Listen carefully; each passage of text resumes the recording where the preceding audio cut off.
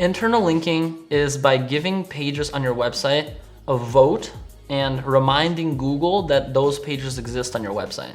So when Google is indexing and crawling your website, before they even rank it, what that means is Google is looking at your website and seeing, hey, is it worth dating you? Is it worth going on a first date?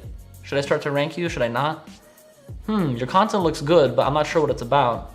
Or maybe I know what your content is about, but it's not looking good. So you have to make sure that your website is structured in a way that matches what Google wants, of course. So how do you do that? Well, when you open up your laptop, you can see that if you go on an article on New York Times, they're gonna be linking to other articles on their website. So you definitely should do that. In the bottom, you can have like a blog section. You can have like an actual blog page, have like a news feed of 9 like 3x3 kind of articles there. You can link to each blog, but on each article as well, in the actual content, not just on the bottom of the blog, you should actually link to other pages on your website that are money-making pages and the blogs. So there's two types of pages that we covered before. The money-making page is like the landing page, like best watches, and that actually has the products where you can buy them.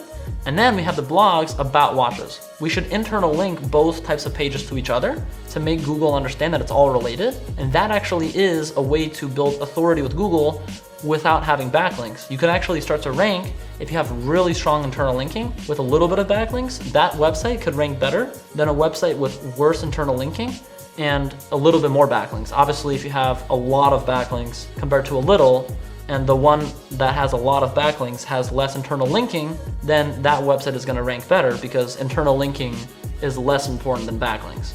So SEO is something, as you could probably tell, that even if you understand individual concepts in SEO, you need to understand how to combine them all because they all are related, they all are correlated. So the main takeaway from this video is internal linking is a way to make it easier for Google and search engines to understand the pages on your website, but more importantly, so Google and other search engines understand the relationship between each page.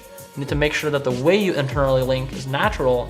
You can even put the keyword in that specific link, but you have to do that naturally as well. And even if you have an internal link, for example, let's say you're writing an article about, should I buy a watch with gold in it or stainless steel? That's like a very specific question that someone is searching.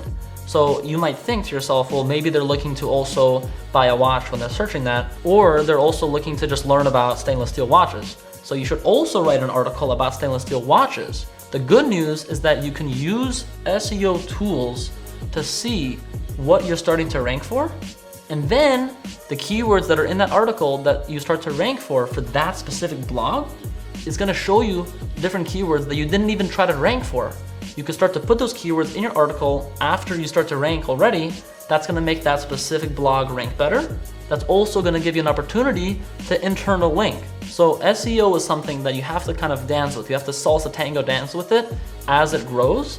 And then you can use internal linking to make you rank faster because all we care about is ranking #1 as fast as possible so you can actually make money. So let's use internal linking as a way to remind Google of what your website is about, how each page is related, and obviously keeping in mind that if people read your article or your page, you can kind of guide them through your website and keep them on your website as long as possible.